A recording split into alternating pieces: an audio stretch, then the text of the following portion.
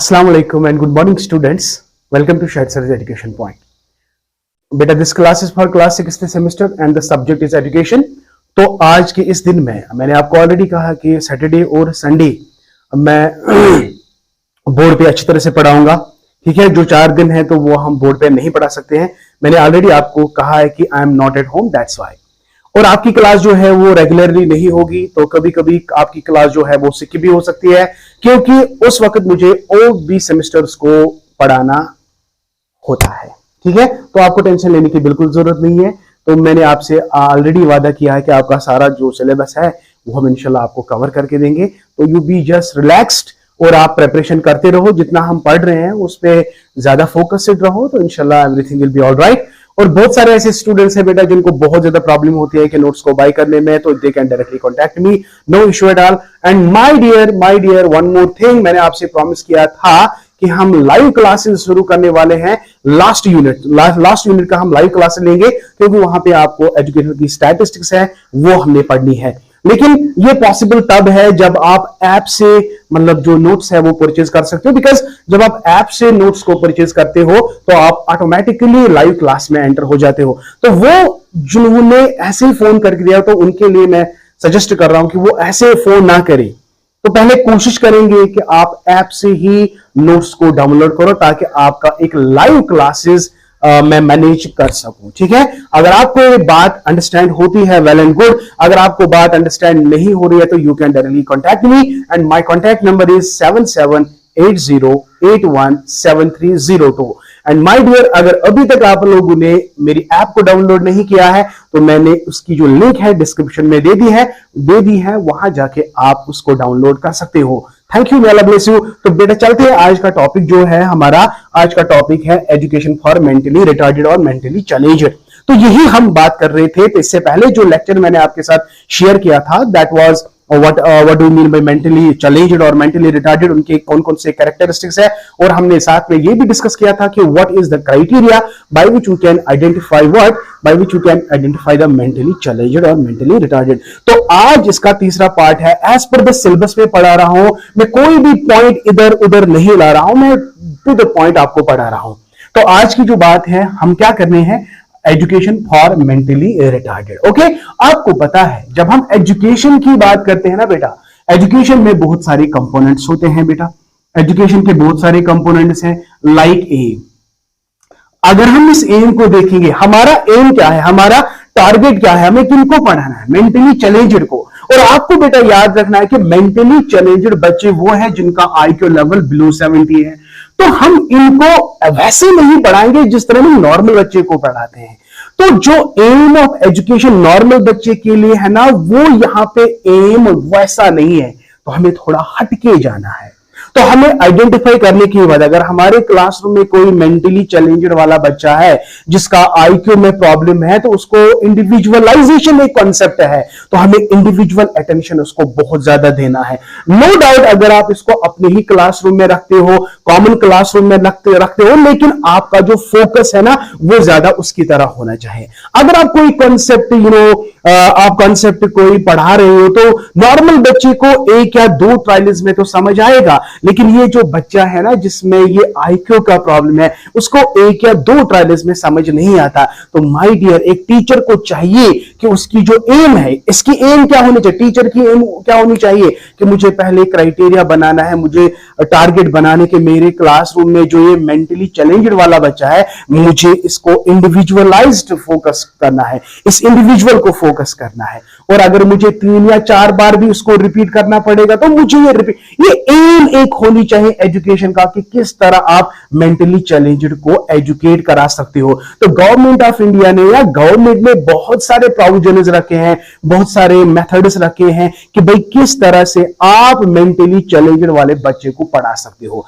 हम यहां पे वो सारी चीजें डिस्कस नहीं करेंगे, सिंपली आपको ये दिमाग में रखना है, जो भी जितने भी पॉइंट्स मैंने नोट्स पे लिखे हैं वो भी आप फोकस करोगे, और जो पॉइंट्स में यहां पे आपको बता देता हूं तो उनको भी आप कलेक्टिवली याद करोगे। ठीक है, तो M number next is, M तो हो गया, आपको इंडिविजुअल अटेंशन, रिपीटिशन एटसेट्रा ये करना है।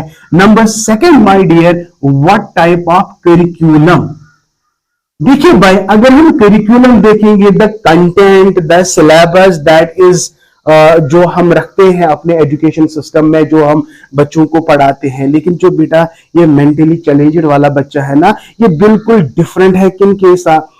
एज अगर हम कंपेयर करेंगे उसकी इंटेलेक्चुअलिटी, तो इंटेलेक्चुअली इट इज सब नॉर्मल, राइट? सही बात है ना? इसके रिलेटेड मैंने आपके साथ डिस्कशन किया है with the help of so many definitions, right? तो करिकुलम अगर हम सेम रखेंगे तो इस बेचारे को दिक्कत आएगी।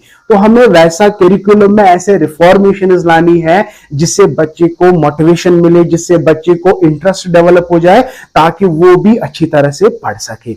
समझ आ गया बेटा? अगर आपको याद होगा ना, मैंने जब आपको डिस्कस किया था कि मेंटली चैलेंज्ड या मेंटली रिटार्डेड अगर हम बताएंगे तो इसके अपनी क्लासिफिकेशन है।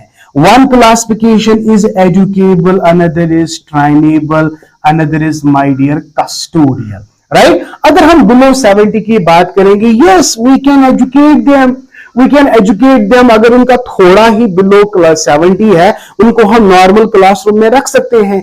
और जो लाइक 50 to 60 जिनका आईक्यू है, इनको अगर एजुकेट नहीं करेंगे, थोड़ा बहुत या ट्रेन करेंगे ना, ट्रेन करेंगे, इनको ट्रेनिंग देंगे ताकि ये किसी और पे डिपेंडेंट ना हो।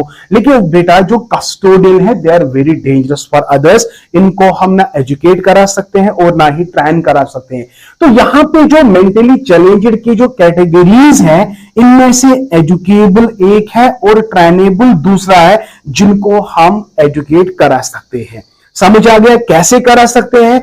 हम इनको पहले एम देखेंगे, एम क्या रखेंगे, उसके बाद करिकुलम में किन किन चीजों का खास ख्याल रखना है। तो curriculum must be the not teacher centred, no, it must be totally learning centre, learner centred, it must be a child centred, right my dear? तो ऐसी चीजें उनमें पे आपको जब टीचर पढ़ाता है ना अपनी क्लासरूम में बच्चे को, नॉर्मल बच्चे को पढ़ाता है, तो वैसा जो स्टाइल है वो आपको नॉर्मल मेंटली रिटार्डेड बच्चे पे नहीं फोकस करना, आपको अपनी मेथोडोलॉजी को भाई चेंज करना है। The way you deliver your content to the normal, you have to change my dear, और you have to down your level. अगर एक टीचर की बात करेंगे ना, तो मेंटली चैलेंज्ड वाला बच्चा जो है वो धीरे धीरे कॉन्सेप्ट को समझता है, वो ऐसे कॉन्सेप्ट को नहीं समझता है। इसलिए टीचर को चाहिए मेरा करिकुलम, मेरी मेथोडोलॉजी, ये सारी चीजें है ना मुझे चेंज करने हैं, just because of what? Because of this mentally challenged बच्चा। समझ आ गया? तो अगर आपने ऐसा किया, you are a good teacher, you can bring, yes you can bring a positive change in mentally challenged बच्चा। समझ आ गया बेटा? तो this is what education for mentally retarded is. तो बहुत सारे गवर्नमेंट ऑफ इंडिया ने बहुत सारे इंस्टीट्यूशन को खोला। इंस्टीट्यूशन को क्यों खोला? क्योंकि हम नॉर्मल क्लास में बच्चे को बहुत ज्यादा प्रॉब्लम होती है, क्योंकि वो उसको लगेगा कि भाई I am different, provided teacher इसको नेग्लेक्ट करे। अक्सर आप देखते हो कि टीचर जब बच्चे को पढ़ाते हैं, जब उसका रेस्पॉन्स अच्छा होता है, तो टीचर का ध्यान उस बच्चे की ओर जाता है। तो टीचर का रेस्पॉन्स उस बच्चे पे नहीं जाता है, जो पुअर रेस्पॉन्स देगा उसको अवॉइड करता है। लेकिन अब हमें क्या करना है? एजुकेशनल प्रोविजंस में ये कहा गया कि जो मेंटली चैलेंज्ड वाला बच्चा है उसको भी कॉमन क्लासरूम में रखो, लेकिन प्रोवाइडेड जो टीचर है ना वो इतना ज्यादा कॉम्पिटिटिव होना चाहे, इतना ज्यादा मतलब अंडरस्टैंडेबल टीचर होना चाहे कि वो इस चाइल्ड को नेग्लेक्ट ना करे। अगर आपने ऐसा किया या अगर आपने ऐसा नहीं किया कि चाइल्ड को आपने मतलब नेग्लेक्ट नहीं किया, आपने उसको बिल्कुल वैसे ही ट्रीट किया जिस तरह आप एक नॉर्मल बच्चे को ट्रीट करते हो, तो डेफिनेटली जो मेंटली चैलेंज्ड वाला बच्चा है ना, ये भी मिक्सअप हो सकता है किनके साथ मतलब जो मेंटली जो नॉर्मल क्लास है। लेकिन it depends upon the IQ. अगर आईक्यू की लेवल 70 है तो तब इट इज पॉसिबल, बट इसका अगर ज्यादा ही कम तो वहां पे हमें उसको थोड़ा सेपरेट करना है उनके लिए। अब बहुत सारे हैं विजुअली हैंडीकैप्ड, ऑडिटरी हैंडीकैप, जो हियरिंग हैंडीकैप्ड है या ऑर्थोपैडिकली हैंडीकैप्ड है, तो उनके लिए अलग से हम सिस्टम बना सकते हैं, उनको इंडिविजुअल इंस्ट्रक्शंस दे सकते हैं। ठीक है, ये पुराना कॉन्सेप्ट है, लेकिन आज का कॉन्सेप्ट यही है कि इंक्लूसिव जब हम आपको पढ़ाएंगे तो हमें सभी बच्चों को कॉमन क्लासरूम में टीच कराना है। समझ आया बेटा? So this was all about education for mentally challenged और मेंटली रिटार्डेड। तो यहाँ पे दूसरा है, हमने टीचिंग मेथोडोलॉजी को भी भाई चेंज करना है। Teaching method, the way you teach the normal students, you cannot teach them जिस तरह आप नॉर्मल बच्चे को पढ़ाते हो उसी तरह आप मेंटली चैलेंज्ड वाले बच्चे को नहीं पढ़ा सकते हैं। तो वहां पे आपको पेस को थोड़ा बहुत कम करना है जो आप जैसे आप पढ़ाते हो। तो मेरा कहने का मतलब यहाँ पे ये है कि इनके लिए एम्स में भी चेंजेस लाना बहुत जरूरी है, करिकुलम के भी अंदर चेंजेस लाना बहुत जरूरी है। टीचिंग मेथोडोलॉजी को जितना ज्यादा हम इनके साथ प्ले वे मेथड में बात करेंगे ना, उतना ज्यादा वो मोटिवेट हो जाएंगे और उतना ज्यादा वो अपने आप में चेंजेस लाना शुरू कर देंगे। तो this is what we called as education for mentally retarded. इतनी सारी चीजें बेटा आप याद रख सकते हो। Learning by doing is one concept, already मैंने आपको कहा है, ठीक है। और हाँ, बहुत सारे करिकुलम के अंदर बहुत सारे ऐसी चीजें हैं। ये जरूरी नहीं है कि भाई आप इनको मैथमेटिक्स पढ़ाओ, साइंस पढ़ाओ, सोशल साइंस पढ़ाओ। यार इनका स्कूल में ऐसा करिकुलम में एक पार्ट होना चाहिए क्राफ्ट वर्क या एग्रीकल्चर, जो गार्डनिंग इनको सिखाओ, लेदर वर्क इनको सिखाओ। मेरा कहने का मतलब है इनका जो माइंड है ना वो बिजी रहना चाहिए किसी भी काम के रिलेटेड, राइट। तो आप, आई होप बेटा आप मेरी बात को समझ रहे हो। तो this is what we called as education for mentally retarded. तो this was all about this lecture. Now after that I have one more lecture, that is delinquency. Okay, juvenile delinquency is concept, इसके characteristic लिखेंगे और इसके साथ ही हम इनकी education etcetera वो भी हम आपके साथ डिस्कस करने जा रहे हैं। तो just wait and be stayed with your शायद सर। हाँ, जो हमारा नेक्स्ट टॉपिक है that is socially exceptional children. Socially exceptional children में आपका सबसे पहली जो कैटेगरी है वो है जुवेनाइल। Just a minute, डेलिंक्वेंसी।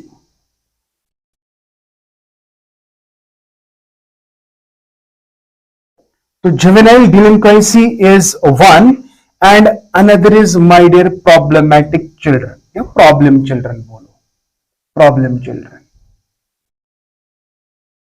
देखिए भाई, जब हम सोशली एक्सेप्शनल चिल्ड्रन की बात करते हैं तो यहां पे आपको दो कैटेगरीज आपको याद रखने हैं। One is juvenile delinquency, another is problem children. तो यहां पे हम बात करेंगे खाली किसकी, जुवेनाइल डेलिंक्वेंसी। हम इनको कैसे आइडेंटिफाई करें और उनके कैरेक्टरिस्टिक्स क्या क्या है, उनकी डेफिनेशन इस पे ध्यान देते हैं। बाकी आपको कुछ नहीं करना है। और प्रॉब्लम वाला जो चिल्ड्रन है ये आपके सिलेबस में नहीं है। तो चलते हैं बेटा, स्टार्ट करते हैं ये वाला टॉपिक कि जुवेनाइल डेलिंक्वेंसी किसको कहेंगे। अगर हम लीगल पॉइंट ऑफ व्यू देखेंगे, ये पॉइंट्स बेटा नो डाउट अगर ये पॉइंट्स आपको नोट्स में नहीं मिलते हैं लेकिन कम से कम लेक्चर में तो मिल रहे हैं। तो from legal point of view अगर हम बात करेंगे, a child is said to be juvenile delinquent. A child is said to be juvenile delinquent अगर सोसाइटी के जितने भी नॉर्म्स है, जितने भी लॉज है, अगर वो इन लॉज और नॉर्म्स को रिजेक्ट करता है, ये डिसओबीडियंट बन जाता है, तो लीगल पॉइंट ऑफ व्यू हम इसको कहेंगे कि भाई ये डेलिंक्वेंट है। तो डेलिंक्वेंट में आपको याद रखना है कि if a child is indulged in anti social activities, तो यह हम लीगल पॉइंट की हम बात करते हैं, इफ अ चाइल्ड। लेकिन ये यहां पे बहुत ज्यादा इंपॉर्टेंट ये है कि चाइल्ड की एज, यानी बहुत सारे बुक्स लिखते हैं 15 से लेकर 18 ईयर्स तक, ये बेसिकली एडोलसेंट्स के चाइल्ड की हम बात कर रहे हैं। अगर एक बच्चा, कौन सा बच्चा, 15 से लेकर 18 साल का बच्चा is indulged in any anti social activities, antisocial activities for which law has prescribed punishment, for which law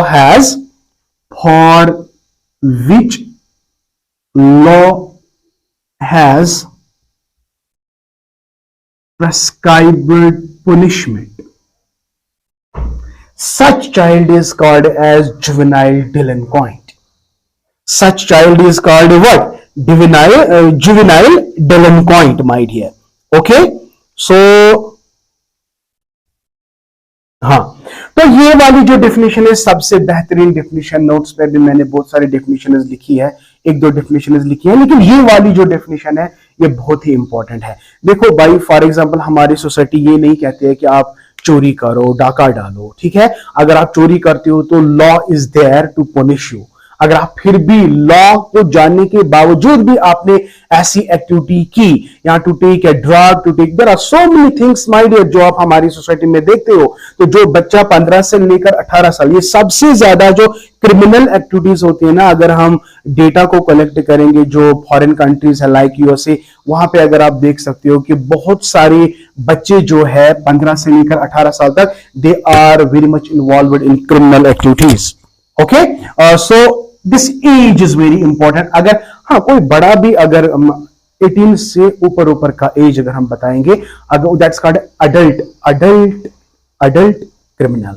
यहां पे हम बात करते हैं 15 to 18, तो it is juvenile delinquent. Juvenile delinquent age is very important. अक्सर ये एज जो है आपके एग्जामिनेशन में पूछा जाता है।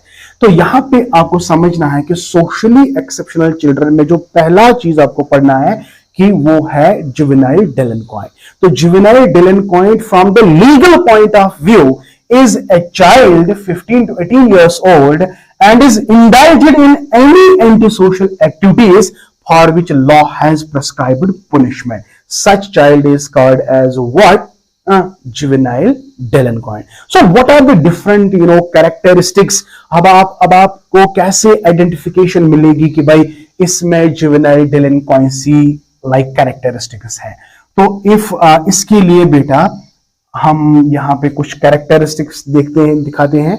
तो for that I am going to show you directly a slide, तो जिससे आपको और ज्यादा चीजों को मतलब समझने में मतलब मदद मिलेगा, कि आपको अच्छी तरह से अंडरस्टैंड होगा कि जुवेनाइल डेलिंक्वेंसी जो है इसके कौन कौन से कैरेक्टरिस्टिक्स है, किस तरह हम इसको आइडेंटिफाई करेंगे, और साथ ही में हम आपको बताएंगे what are it is educational provisions. तो चलते बेटा स्टार्ट करते हैं। यस माय डियर, अब आप देख सकते हैं, देखिए यहाँ पे मैंने कॉन्सेप्ट जो है यही तो हम पढ़ रहे थे, जुवेनाइल डेलिंक्वेंसी। तो this is also called as socially exceptional children, है ना, ये अभी हमने बात की। तो यहाँ पे आप देख सकते हैं मैंने नोट्स पे क्या लिखा है, डेलिंक्वेंसी में be defined as anti social behaviour. तो एंटी सोशल बिहेवियर यानी वो बच्चा जो एंटी सोशल एक्टिविटीज में अपने आप को इंटरलेज करेगा, जिसके लिए लॉ ने कोई पुनिशमेंट प्रेस्क्राइब किया हो, ठीक है। According to this definition, delinquency means a behaviour which is unsocial और एंटी सोशल इन नेचर। यही तो हम बात कर रहे थे। The term delinquency refers to the breaking of some law. In this sense, from delinquency we understand the breaking of some law or social norms. यही सारी चीजें मैंने आपके साथ डिस्कस की। और we call those children as delinquents whose antisocial activities take such a turn that they are to be punished by the law of the land. अभी तो हमने ये सारी चीजें तो डिस्कस की है, ठीक है। So delinquency refers, thus refers यहाँ पे तो certain offenses committed by a children which when committed by adults would be described as crime, जिसको हम क्राइम भी कहते हैं, ठीक है। तो थोड़ा आगे ले जाते हैं इसको, क्या लिखा है मैंने इसमें। तो 10 यहाँ पे, हाँ, it is antisocial activities of a children which due to their seriousness invite certain actions at the hands of society. Okay, तो ये है कॉन्सेप्ट क्या कहते हैं इसको, डेलिंक्वेंट्स का, यानी जुवेनाइल डेलिंक्वेंट्स का।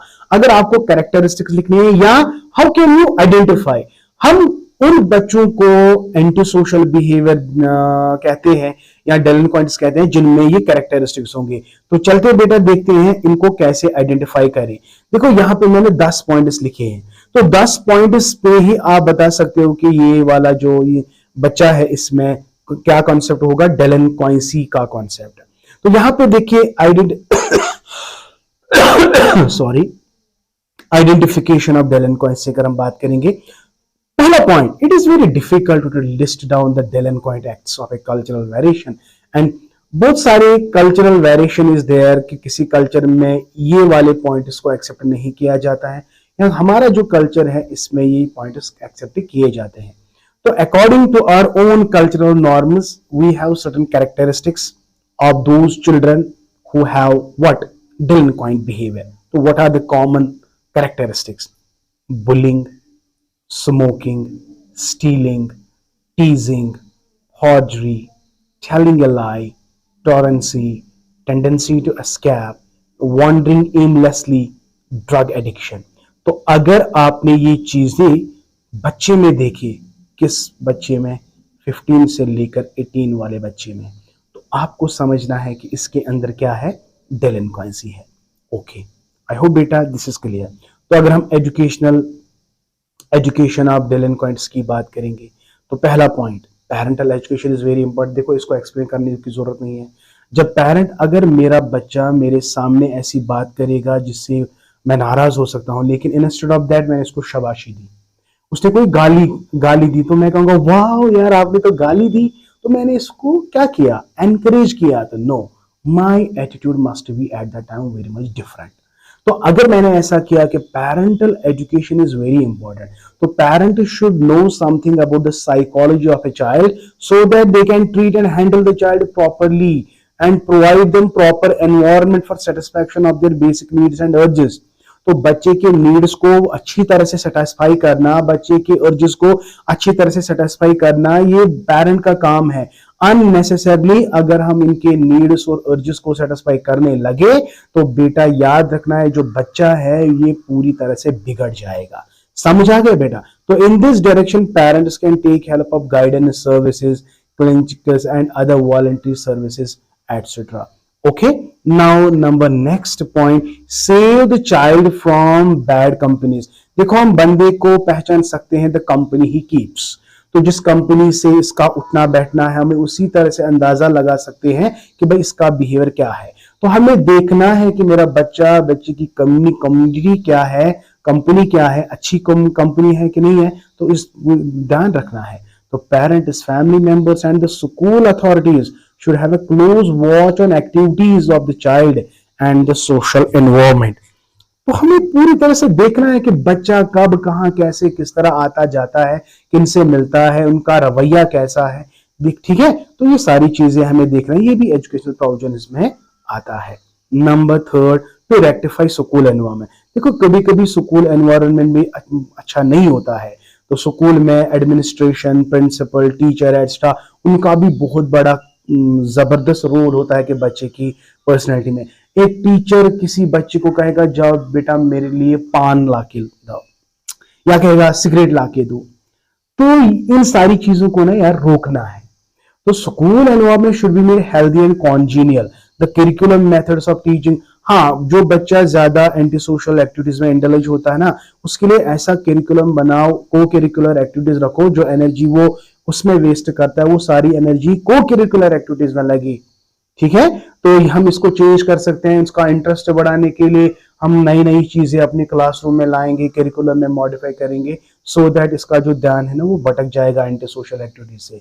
समझ आया? तो teacher should not impose their authority on children, rather than they should understand their basic needs. हमें खास ख्याल रखना है, जब बच्चा 15 से लेकर 18 साल का होता है ना, तो वहां पे बच्चे को ना रोग नहीं झाड़ना है कि भाई मैं टीचर हूं तो आप स्टूडेंट हो, नहीं, इसको आराम से समझाने की कोशिश करनी है। बिकॉज ये जो एज होती है ना, ये बहुत ही खतरनाक एज होती है। यहाँ पे बच्चे को सो दैट्स वाई हमें इसको इस तरह से हैंडल करना है कि इसको लगना चाहिए कि भाई मैं गलत कर रहा हूं। ओके, नंबर नेक्स्ट आप देखोगे बहुत इंपॉर्टेंट है, प्रोबेशन। तो प्रोबेशन का मतलब क्या है? In this technique delinquent is kept under the supervision of probation officer. तो बच्चे में सारे बच्चे तो डेलिंक्वेंट बिहेवियर नहीं दिखाएंगे, तो कुछ बच्चे ऐसा बिहेवियर दिखाएंगे जो पूरे क्लासरूम को बिगाड़ सकते हैं। तो इसलिए अगर टीचर हैंडल नहीं करेगा तो उसके लिए एक सुपरवाइजर रखो, तो जो उस पे मतलब जितना टाइम वो स्कूल में स्पेंड करता है उस पर नजर रखें, ठीक है। Whose job is to look after the delinquent to help him getting establish social norms. तो जहां जहां वो गलती करेगा तो उसको ऑफिसर उसको कहेगा कि भाई यहाँ पे आपने गलती की है। Every school has a probation officer, like we have PT master, like तो they act as a probation, कि वो सारे बच्चों को जान, कभी भी अगर कोई बच्चा इनडिसिप्लिन करता है तो वो उसको रोकता है, टोकता है और इवन मार देता है। तो बहुत सारी ऐसी चीजें होती है जो फिजिकल टीचर की वजह से अच्छी हो रही है, ठीक है। तो probation is one more. Play therapy, ये तो एक्सप्लेन करने की जरूरत नहीं है, जितना हम इनको प्ले में पार्टिसिपेट कराएंगे उतना ज्यादा उनके जो एक्सप्रेशन है, जो रिप्रेस हुए हैं, वो बाहर आएंगे। तो ये है play therapy is very much important है। साइकोड्रामा, साइकोड्रामा में हमें क्या करना है, in this technique the child is allowed to participate in different roles in groups, dramas and therapy so that they can manifest their repressed memories and thoughts. Parental attitude, ये फिर भी आ गया, ये मैंने पहले ही लिखा है। साइकोड्रामा में ऐसी एक्टिविटीज कराएंगे लाइक इनको बहुत सारे ड्रामाज में रोल प्ले करने का मौका दिया जाएगा, ठीक है। मतलब गर्ज ये है कि इनको ना एक्टिविटी ज्यादा दो, ताकि वो उनको वो गलत सोचना में टाइम नहीं मिलेगा। तो एक्टिविटी ज्यादा इनको करवाओ स्कूल्स में। पेरेंट का अच्छा खासा रोल है, कंपनी का अच्छा खासा रोल है, ठीक है। तो this is all about my dear Dylan Quincy, that is socially exceptional children. Thank you, may Allah bless you and keep always learning. और हाँ my dear, once again my dear, if you need these notes जिन पे मैं अभी पढ़ा रहा हूँ, बिल्कुल simple है, इजी है, तो you can contact me or you can purchase it from the app. Better is अगर आप ये purchase app पे ही करोगे तो वो आपके लिए ज्यादा बेटर रहेगा। Thank you, may Allah bless you, और इंशाल्लाह कल इसका लास्ट लेक्चर होगा। इसी के साथ हमारे 2 यूनिट्स अल्हम्दुलिल्लाह कवर हो जाएंगे। टेंशन तो बिल्कुल भाई आपको लेना ही नहीं है, आपका एग्जाम दिसंबर में है। तो इंशाल्लाह अगर अल्लाह ने चाहा तो मॉक टेस्ट भी रखेंगे, लेकिन मॉक टेस्ट बेटा पॉसिबल तब है जब आप online app via app notes आप परचेज कर सकते हो। Thank you once again, may Allah bless you and keep always learning.